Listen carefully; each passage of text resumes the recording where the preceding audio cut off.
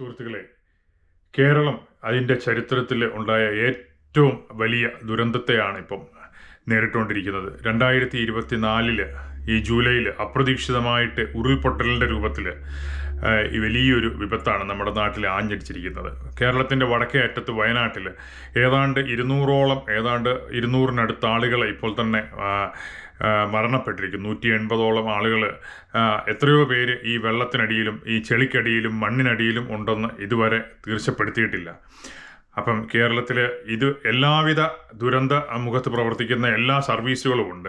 കേരളത്തിൻ്റെ എല്ലാ സർവീസുകളും, കേരളത്തിൻ്റെ യുവത്വവും അവിടെ ആർക്കൊക്കെ സഹായിക്കാൻ പറ്റുമോ അവരെല്ലാം അവിടെ ഉണ്ട്. നമ്മൾ നോക്കുകയാണെങ്കിൽ 2018 മുതൽ 2018 ഉള്ള വലിയ വെള്ളപ്പൊക്കം 2019-ലും 20-ലും അത് തുടർന്നു. പക്ഷേ അത്രയും അതിൻ്റെ ഇമ്പാക്റ്റ് അത്രയും വലിയ ആയിരുന്നില്ല. നൂറുകണക്കിന് ആളുകൾ എങ്കിലും മരണപ്പെട്ടിട്ടുണ്ട്.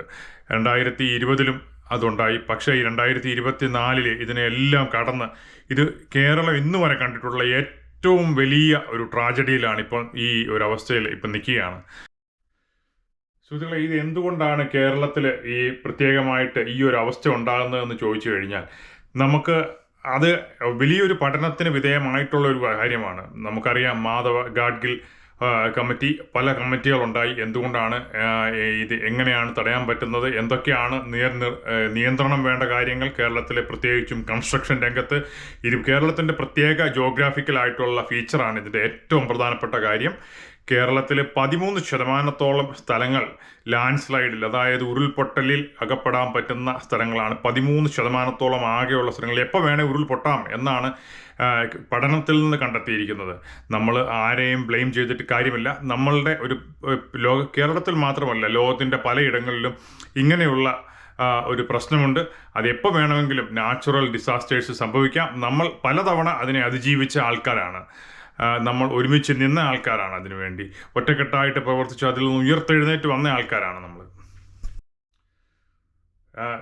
കേരളത്തിൽ ഇതിൻ്റെ തൊട്ട് നമുക്ക് ഈ മേഖലയിൽ നിൽക്കുന്ന അല്ലാത്ത ആളുകൾ, നമ്മൾ കേരളത്തിൽ നിന്ന് മാറി ദൂരെ നിൽക്കുന്ന ആൾക്കാർക്ക് 1-2 കാര്യങ്ങൾ നമുക്ക് തീർച്ചയായിട്ടും ചെയ്യാൻ പറ്റുന്ന കാര്യങ്ങളുണ്ട്. ഒന്ന്, നമ്മുടെ ആളുകൾ സ്ഥലത്തുണ്ടെങ്കിൽ, അതിനടുത്തുണ്ടെങ്കിൽ അവരുമായിട്ട് കമ്മ്യൂണിക്കേറ്റ് ചെയ്യാം, അവരെ ആശ്വസിപ്പിക്കാം, അവരുടെ കാര്യങ്ങൾ തിരക്കാം.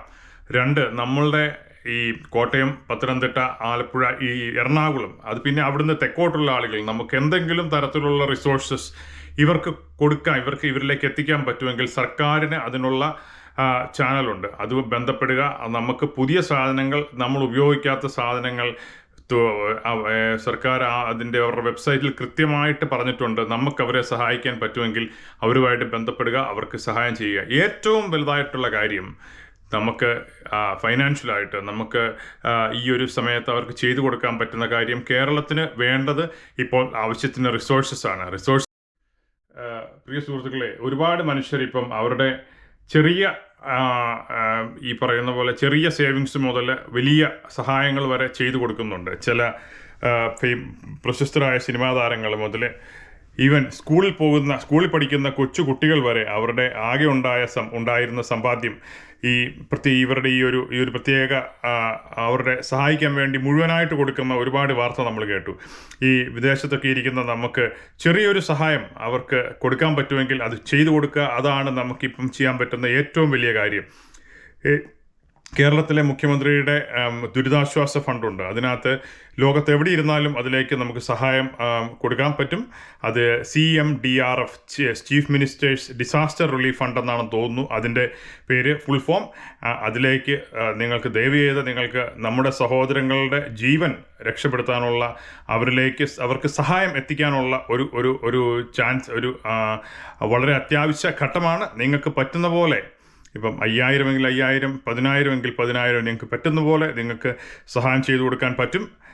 അവനവരുടെ നമുക്ക് എന്തുമാത്രം ചെയ്യാൻ പറ്റുമോ അതിനനുസരിച്ച് ഈ അവസരത്തിൽ നമ്മുടെ സഹോദരങ്ങൾക്ക് വേണ്ടി നമ്മൾ പ്രവർത്തിക്കണം. പിന്നെ ഒരു കാര്യം, ഒരുപാട് ക്യാമ്പയിനുകൾ ഇപ്പോൾ സോഷ്യൽ മീഡിയയിലുണ്ട്. ഒന്ന്, പ്രേ ഫോർ വയനാട് എന്ന് പറയുന്ന ഒരു ക്യാമ്പയിനാണ്. അത് എന്തുമാത്രം അതിന് ഈ കാര്യത്തിനകത്ത് സഹായിക്കാൻ പറ്റും എന്നെനിക്ക് അറിയില്ല. പ്രേ ഫോർ വയനാട് എന്നതിലുപരി ഡു സംതിങ് ഫോർ വയനാട് എന്ന് പറയുന്ന ഒരു ക്യാമ്പയിൻ ആവും നല്ലത് എന്ന് ഓർക്കുക. കാരണം ഈ സമയത്ത് നമ്മൾ കൂടുതൽ വർത്തമാനങ്ങളല്ലല്ലോ വേണ്ടത്. നമ്മൾ അവർക്ക് വേണ്ടി എന്തെങ്കിലും ചെയ്യാൻ പറ്റുമെങ്കിൽ നമുക്ക് നമ്മളെ കഴിയുന്ന പോലെ ചെയ്യുക. നമുക്ക് അവിടെ സന്നദ്ധ പ്രവർത്തനത്തിന് നമുക്ക് പറ്റില്ലെങ്കിൽ നമുക്ക് അവർക്ക് നമ്മളെ ഫൈനാൻഷ്യലായിട്ട് നമുക്ക് ഹെൽപ്പ് ചെയ്യാം. അത് തീർച്ചയായും സർക്കാരിൻ്റെ ഔദ്യോഗികമായിട്ടുള്ള ചാനൽ വഴി ചെയ്യാൻ ശ്രമിക്കുക. അതാണ് ഏറ്റവും അത് കൃത്യമായിട്ട് ഓഡിറ്റിംഗ് ഒക്കെയുള്ള ഒരു സംവിധാനമാണ്. ഈ മുണ്ടക്കൈയിലും അട്ടമലയിലും ഒക്കെ പോയിട്ടുള്ളവരാണെങ്കിൽ നിങ്ങൾക്ക് വ്യക്തമായിട്ടറിയാം, അത് വളരെ ടൂറിസ്റ്റ് അട്രാക്ഷനൊക്കെയാണത്. അത് ആ ഏരിയയിൽ പ്രത്യേകിച്ചും അവിടുത്തെ ഈ തകർന്നു പോയെന്ന് പറഞ്ഞ പാലമൊക്കെ അതിനും ഇച്ചിരിയുടെ മുകളിലുള്ള ഒരു സ്ഥലത്താണ് അതുള്ളത് ഉണ്ടായിരുന്നത്. ഇപ്പം ആ സ്ഥലമൊക്കെ മല വന്ന് മൂടി അത് പൂർണ്ണമായിട്ടും നശിച്ചു പോയൊരവസ്ഥയാണ്. ഇന്നലെ അവിടെ ഒരു സ്ഥലം ഉണ്ടായിരുന്നു എന്ന് പറയുന്നതാവും ഇന്ന് ശരി എന്ന് വേണം പറയാൻ. കാരണം അത് ആ ഒരു സ്ഥലത്തേക്കുള്ള കമ്മ്യൂണിക്കേഷനും വീണ്ടും അങ്ങോട്ടുള്ള ഒരു ആക്സസും ഒക്കെ ഒരു പുനർനിർമ്മാണം ചെയ്യുന്ന ഒരു ഘട്ടമാണ് ഇപ്പോൾ ഉള്ളത്.